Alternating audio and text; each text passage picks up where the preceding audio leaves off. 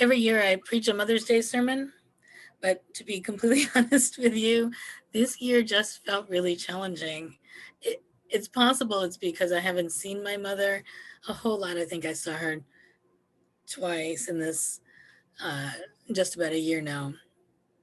It's also possible because parenting has been difficult lately, right? None of the cliches really work.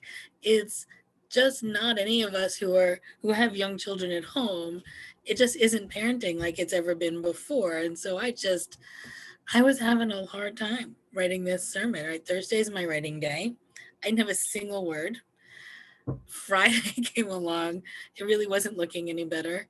I was feeling overwhelmed, meetings and email, and my own 11-year-old is making me nuts.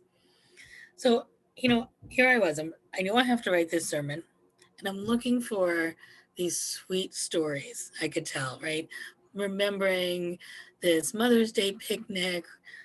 Zach was in preschool, so maybe he was 3 years old, and he's holding my hand and sitting on my lap, and he's showing me these beads he put on a piece of yarn, and we filled small plates with strawberries and crackers and sat on a blanket singing, sweet little songs. And I kind of was looking for the moments. I couldn't tell a 3-year-old story because a lot of you know Zach and you know that he's 11. So I'm looking for something, kind of delicious that I could bring here. And on Thursday morning, I'm listening. I'm listening to him hitting snooze. He hit snooze. He had to go to school. He hit snooze. I am not exaggerating. For an hour, until I was like, get out of bed. At which point he jumps out of bed in a panic. He ran downstairs, still wet from the shower, but wearing yesterday's clothes. He dropped a full bowl of Cheerios on the floor. He got halfway to school before he realized he'd forgotten something he absolutely had to have with him. So he, turns around, and we're 2 weeks back from remote learning, and there's just too much screaming and too many late passes. And that's my reality. Before I became a mother, I assumed that most days would be just as lovely as that preschool picnic. Right? I thought about a sweet little boy or girl who's gonna draw me pictures, someone I was gonna bake cookies with and hunt for Easter eggs.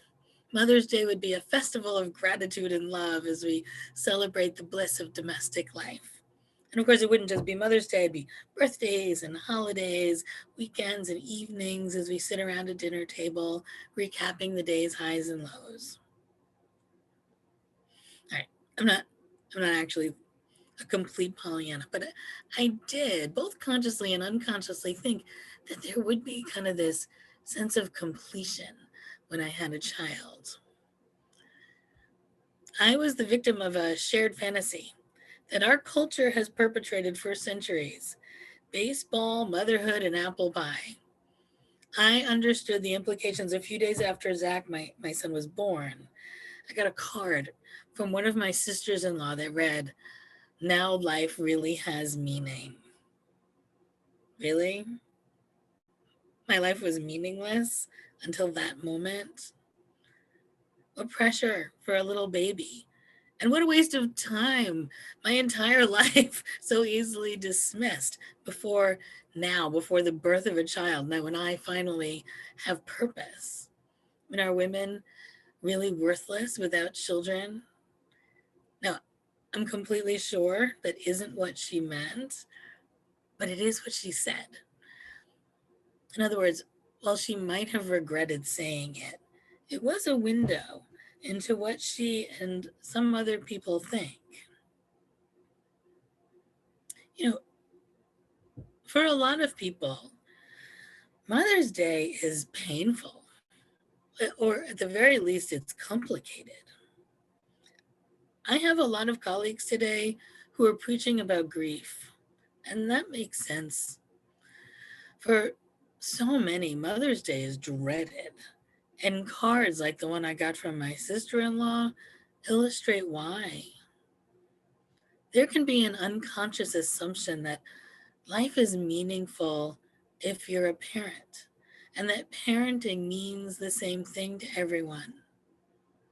We don't make room for the many ways people exist on the planet, the many ways we nurture and love and create meaning. I mean, my story is one example. I was pregnant 7 times before Zachary was born, and Graham and I had a daughter who died at birth. And annually, I would enter the month of May with apprehension. Year after year, I'd have to face the pretty pink flowers adorning every store and well meaning Happy Mother's Day greetings that came free with purchase. I couldn't hide because I have a mother I love very much, and I need to celebrate her and my grandmother and a sister and a mother in law and many other women whose joy was important to me. But in the midst of all the exaltation at my core, I was sad and I was feeling left out and empty. And I know plenty of women who feel the same way, and just as many men who face the dejection in June, and a whole lot of non binary people who don't feel like they fit in either place, even when they are parents. And those feelings are real, and I don't want to discount them. For the sake of anyone who has wanted to parent and hasn't, and for all those people who have children but whose experience hasn't fit into the collective fantasy, I want to acknowledge these difficult realities. Maybe this day is difficult because your mother wasn't who you wish she had been, or because you didn't have a mother, or because you're no longer in relationship with your children, or your children didn't grow to see adulthood, or any one of 100 other things that can make this day difficult. And even for those of us with children who have enviable lives, let's not romanticize motherhood or dehumanize mothers. And part of my writer's block was my difficulty finding a reading. Like everything, you search it, go to, poet.com.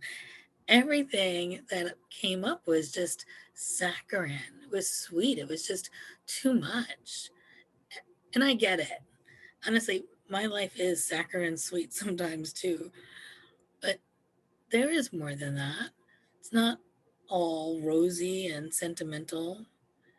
So, I mean, I've done it, for other services too, but I just decided to skip the reading. And as I'm saying that, it occurs to me that that might prompt some of you to send me your favorite poems about mothers. And by the way, that would be super helpful if you know something that has real meat on it. But so much of what's out there was shallow. And motherhood isn't shallow. And mothers aren't perfect. The mothers in my family were just not perfect, me included. We don't resemble the women in the poems who accepts every child's tantrum with grace and has the laundry clean and folded and dinner made at 6 every evening. We aren't martyrs. We expect and enjoy gratitude. We get annoyed when someone's jacket is on the floor or we trip over someone's shoes. Sometimes we have delicious, healthy meals on the table just as people are getting hungry. And sometimes it's late, or it's takeout, or we forget dinner, which I have been known to do. And sometimes we're at work during dinner time. Some of the women in my extended family are magical mothers who throw theme parties in their homes with handmade decorations, who attend every lacrosse game, and whose kids always have rain boots in the rain and snow boots in the snow. And some of the mothers in my family might have been better off doing something else with their time.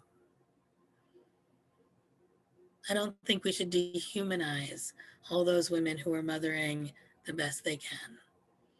They are, we are who we are. That first child isn't sent home from the hospital with a superwoman cape for the new mama. In fact, most women wish the kid was sent home with instructions, and figuring out how to feed and change them isn't all there is. There's a series of new lessons, and it's entirely on the job training in which mistakes have real world consequences. I just saw a sign. It said, "A mother is she who can take the place of all others, but whose place no one can ever take." Really? Take the place of all others? I mean, that's the superhero complex. And no one can take her place? Let's not romanticize motherhood so that it becomes an impossible task, right? We need a village. It's not all one person. And there are many ways to become a parent, even an imperfect parent. A friend of mine recently saw a student of hers post in a Facebook. He posted something like, "I want to thank all of my mothers." And he thanked her. I've had teachers like that too. People opened up new ways of being myself, new ways of understanding the world. There are others who've mothered me, and I'm betting there are people, men and women, who've mothered each of you. Someone who comforts you, someone who accepts you for who you are, someone who challenges you to be more, someone who takes the time to teach you and who knows when you've learned something. Someone who remembers your birthday or the first day of a new job, who wants to know how the doctor appointment went and nags you about getting another one. Someone who encourages you. Someone who demonstrates the liberation brought on by the joyful acceptance of the obligation to love. There are people who do that and have done that for us. And sometimes we do that for others. Sometimes we're the parent and sometimes we're being parented. That's the way that it goes, back and forth. And biology doesn't determine who does the mothering in our lives or to whom we mother. There's a deep need for this kind of love and attention, and it's only sometimes that our parents can offer it to us or that we offer it to our children. All the other times, we do our best to live in communities of nurturing and love, places we can feed and be fed, seen and be seen. So today is Mother's Day. Whether we like it or not, whether you have a mother now or ever had a mother, or you've never had children or don't speak to your children, or are terrified because you might have or might not have children, today is Mother's Day. We know it's Mother's Day because pink carnations are being handed out in restaurants and people are smiling at women and telling them to have a great day. Whether this day brings joy or sadness or anger or profound gratitude, it's here and we are here in the way we can be together in it. We are here, filling the spaces between us with love as we share with each other our whole selves and embrace the messy realities of our lives. No guilt for being happy, no shame for being sad. We are who we are today, and we hold each other in our humanness as we are held by the love that embraces us all.